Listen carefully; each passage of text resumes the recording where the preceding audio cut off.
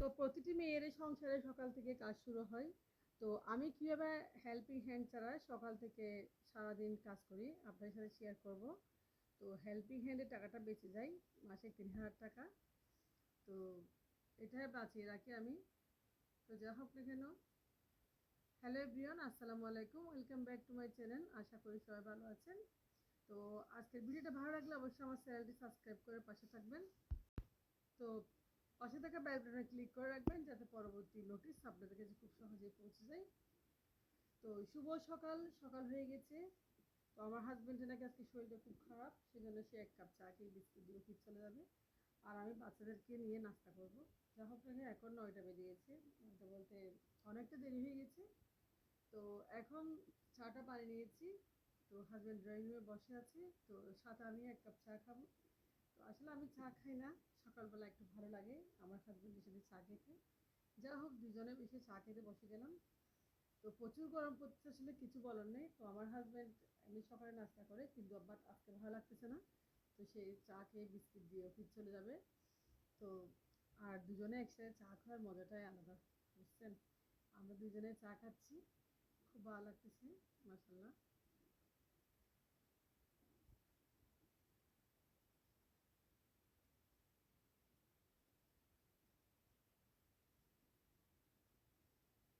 তো আমার হাজব্যান্ড আমি সকালবেলা ঘুরে উঠি, বাচ্চারা ঘুম থাকে, ওরা ওদের মতো থাকে। যা হোক না কেন, হাজব্যান্ড চা খাওয়া হয়ে গেছে, আর এদিকে আমারও ভালো লাগতেছে, আমিও তার সাথে 1 কাপ চা খাবো। সকালবেলা এরকম একসাথে চা খাওয়ার মজা আলাদা, হাজব্যান্ড ওয়াইফ আসলে। তো নামাজ দোয়া পরে ফ্রেশ হয়ে গেলাম একদম। আমি কিন্তু খুব ঘুরে উঠি, বাট ঘুরে উঠলেও কিন্তু আমি আর একটু রেস্ট করি, নামাজটা পরে একটু রেস্ট করে নিই। আর খুব আর্লি একটু ঘুমাই যায়, আমি প্রায় 10:30টার দিকে ঘুমাই যায়, রাতের ঘুমটা, এটাই আমার অভ্যাস। তো যা হোক না কেন, আপনার সাথে শেয়ার করতেছি সারাদিনটা কীভাবে যাবে। তো এদিকে লুচি বানিয়েছি, বাচ্চারা কেউ খাবে ঝুল মাংস, কেউ খাবে ছা। হাজব্যান্ডকে বিদায় দিয়েছি, অফ ক্যামেরা আপনাদের দেখাই নেই। তো ওইদিকে লুচিটাও কিছু বানিয়ে নিয়েছি। তো লুচি খাবে আমার মেয়ে, আমার ছেলে। তো ছেলেকে দিলাম ছা, মেয়ে খাবে মাংস। এক একজনের এক এক চাহিদা। সাথে আমিও খাবো ঝুল দিয়ে, আমি তো সকালে চা খেয়েছি। তো আমারও খুব বেশি খিদে লেগেছে, কারণ আমি সকালে একটা বিস্কিট দিয়ে একটু চা খেয়েছি, আর কিছু খাই নাই ইতিমধ্যে। তো চলে আসলাম টেবিলে, দুইটা বাচ্চাকে খাবার ভাগ করে দেওয়া কষ্টকর, কারণ কাকে দিচ্ছি বড়, কাকে ছোট, কাকে কম, কাকে বেশি, এগুলো আমার বাচ্চারা খুব কম্পেয়ার করে। তো যা হোক না কেন, আমি বসে গেলাম খেতে, আমারও খুব খিদে লেগেছে। আমি খাবো, আমার মেয়েকেও খাওয়াই দেবো। তো মেয়েটা আসলে সকালে এই নাস্তাগুলো খেতেই চায় না, ওর রুচিটা অন্যরকম। ও তেলের খাবার একটু কম খেতে চায়, ভালো এমনি কম খেতে, আমার মেয়ে খুব কম খেতে চায়। তো আমিও খেয়ে নিচ্ছি। একটু খুব মজা হচ্ছে আসলে লুচিটা ঝুল দিয়ে। তো সকালে নাস্তা খাচ্ছি, আজকে 10টা, আমার ছেলের পরীক্ষা, আজকে শেষ পরীক্ষা। তো সেও স্কুলে চলে যাবে, খুব দেরি হয়ে গেছে আমাদের নাস্তাটা আজকে। তো আমি একটা খেয়ে নিচ্ছি লুচি, আমার খুব খিদে লেগেছে আমার মেয়ের সাথে সাথে। তো সংসার আসলে এভাবে কাজ করি। তো আপনাদেরকে যেটাই বলতে চাইছিলাম, হেল্পিং হ্যান্ড ছাড়া আমি কীভাবে কাজ করি। তো আমি আসলে হেল্পিং হ্যান্ড রেখেছি, পরিস্থিতি মানুষকে অনেক কিছু করতে বাধ্য করে। তো আমার হেল্পিং হ্যান্ড অনেক ছিল, একদম মাস খাবারে ছিল, ডেলি আসতো। এখন খালা আসে, খালা উইকলি একবার আসে, কিন্তু উনি আসতে পারছে, উনি অনেক অসুস্থ, বা উনি সুস্থ নেই সবসময়। তো সেজন্য হেল্পিং হ্যান্ড ছাড়া আমি কীভাবে সংসারের কাজগুলো করি আপনাদের সাথে শেয়ার করতেছি। দেখেন বন্ধুরা, রান্নাঘরে চলে আসলাম। রান্নাঘরে অনেক জানালাটা ধুলোমলা হয়েছে, দেখেন এগুলো কিন্তু খালাই করে প্রায় সময়। তো সকাল থেকে আমার ছেলেকে স্কুলে দিয়ে দিয়েছি, ছেলে স্কুলে চলে গেছে। তো এদিকে রান্নাঘরে চলে আসলাম টুকিটাকি কিছু কাজ করতে। আজকে জায়গাটা একটু পরিষ্কার করবো। জায়গাটা আসলে অনেক ধুলোমলা হয়েছে, দেখেন অনেক ধুলোমলা হয়েছে। তো কয়েকদিন পরিষ্কার করে না এদিকে, সেজন্য আমি আজকে পরিষ্কার করতে চলে আসলাম জায়গাটা। তো আমার রান্নাঘরে জায়গাটা আসলে পরিষ্কার থাকলে খুব ভালো লাগে, নিজের কাছে একটু সন্তুষ্টি লাগে। তো অনেকগুলো ধুলোমেলা জমে গেছে, আর এদিকে কিছু গাছ রয়েছে, গাছের জন্য অন্ধকার দেখাচ্ছে, জায়গাটা বোঝাচ্ছে। যা হোক, এগুলো এই খালাই করতো। তো খালা করলে আসলে ডেলি 200 টাকা করে নেই, সত্যি কথা। তো আমি নিজে করতেছি, আমার ডেলি 200 হলে মাসে 6,000 টাকা বেঁচে যাচ্ছে। তার মানে দেখেন কীভাবে নিজে কাজ করে সুস্থ থাকতেছি, টাকা ওভার হচ্ছি। তো কাজ করলে আসলে মানুষ সুস্থ থাকে, এটা সত্যি কথা। আর কাজ না করলে অলস হয়ে যায়। বাট আলহামদুলিল্লাহ আমি প্রচুর কাজ করি, অনেক পরিশ্রম করি, সংসারের জন্য অনেক স্ট্রাগল করি। এ হচ্ছে কথা। তো দেখেন জায়গাটা কতটুকু পরিষ্কার করে নিচ্ছে, একটু খুব সুন্দর করে চকচক করতেছে।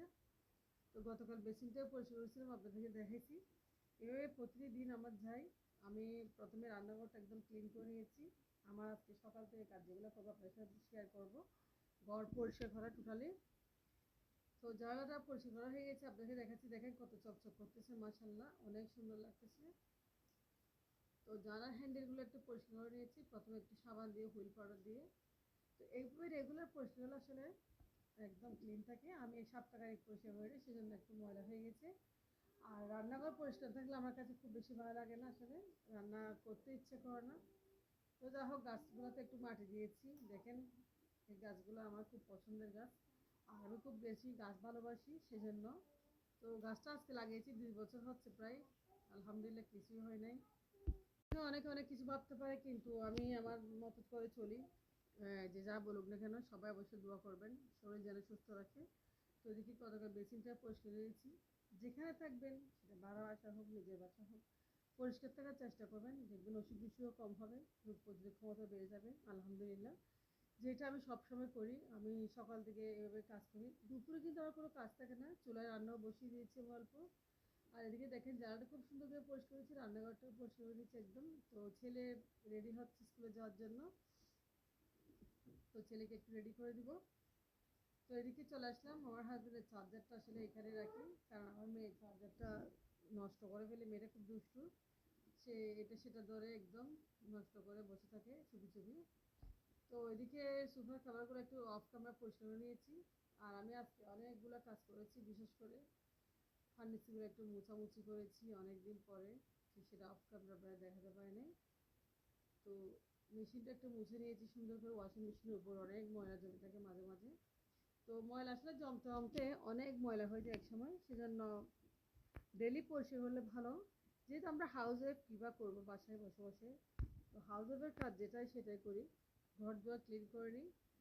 তো দেখেন আমি ঘেমে একদম হয়ে গেছি, ভিজে গেছি আমার চেহারা। তো এদিকে টেবিলটাও মুছতে যাচ্ছি, আমি টেবিলটা মুছে নেব, কারণ ফ্রিজটা একটু মুছে নেব। তো আজকে ফ্রিজটা অনেক বছর হয়ে গেছে, প্রায় 12 বছর হয়ে গেছে, মাসাল্লাহ অনেক ভালো আছে। তো আল্লাহ যদি রহমত দান করে, কখনো চেষ্টা করবো চেঞ্জ করার জন্য। তারপরে এখন অনেক ভালো আছে। তো ফার্নিচার, ফ্রিজ সব মুছে নিয়েছি। কিছু কাপড় ছিল ধোয়ার, আছে ওয়াশিং মেশিনে অনেকগুলো জমে আছে কাপড়। তো সব কিছু আমি রেখেছি, তবে ওয়াশিং মেশিন আমাকে অনেক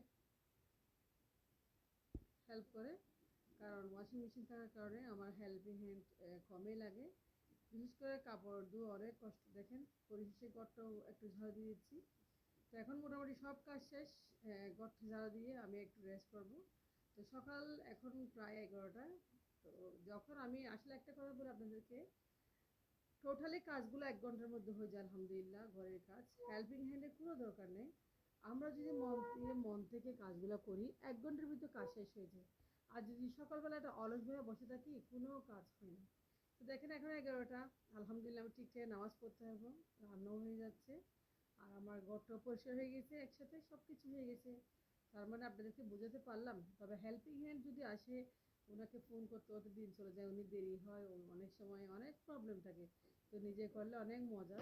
দেখেন আমি ঘর দুয়ারটা আপনাদের দেখাচ্ছি, আমার ঘরটা কতটা ক্লিন করেছি, একদম পরিষ্কার করে নিয়েছি। ডাইনিং, ড্রয়িং রুম, বেডরুম সব কিছু পরিষ্কার করে নিয়েছি। এখন আমি আপনাদের দেখাচ্ছি, এই রুমটাও ক্লিন করে নিয়েছি আলহামদুলিল্লাহ। বাসায় কোনো কাজ নেই, আমার রান্নাটাও হয়ে গেছে। তো এখন মেয়েকে নিয়ে একটু গোসল করব, তারপর খাওয়া দাওয়া করবো। এদিকে একটু রান্না বসাবো দুপুরের জন্য, সেটা কাটাকুটা করে রেখেছি। যা হোক, এখন মেয়েকে নিয়ে কয়েকটা আম ছিল, আমগুলো একটু খাবো। তো আমগুলো আসলে বাজার থেকে এনেছিলাম, পৌঁছে যাচ্ছে। তো মরিচ মাখা দিয়ে আমার আম খুব পছন্দ। তো অলরেডি আপনাদেরকে আমি কাজ একদম শেষ হওয়ার পরে দেখিয়েছি। অফ ক্যামেরায় অনেক কাজ দেখাতে পারিনি আপনাদেরকে গুছানো। তো মরিচ এবং লবণ দিয়ে আম মাখালে আসলে পাকা আম এত যে টেস্টি হয়, আপনারা অবশ্যই খেয়ে দেখবেন। তো মাখিয়ে নিয়েছি, আর আমার থেকে খুব ভালো লাগে গরমকালে আর কি। তো বসে পেরেছি আম মাখা খেতে। তো কার কেমন লেগেছে ভিডিওটা অবশ্যই কমেন্টস করবেন। আর আমার ডেইলি লাইফস্টাইল ব্লগগুলো অবশ্যই দেখবেন, শেয়ার করবেন, কমেন্টস করবেন, সাবস্ক্রাইব করবেন। তো আম মাখা অনেক মজা এই গরমে একদম। তো আমার মেয়ে চলে আসছে দিয়ে খালি গায়ে, আসলে কিছু করার নেই, মেয়েটার খুব গরম লাগতেছে, তো সেও আছে। তো তো মেয়েও খাচ্ছে, আর মেয়ে পর্দায় মুছে ফেলতেছে। আসলে মেয়েটার একটা বদ অভ্যাস। যা হোক, আমার মেয়েটা বেশি দুষ্টু, দুষ্টু পাখি আমার। তো আজকের ভিডিওটা একটু পর্যন্ত। আপনারা অবশ্যই আমার জন্য দোয়া করবেন। আল্লাহ হাফেজ, আসসালামু আলাইকুম।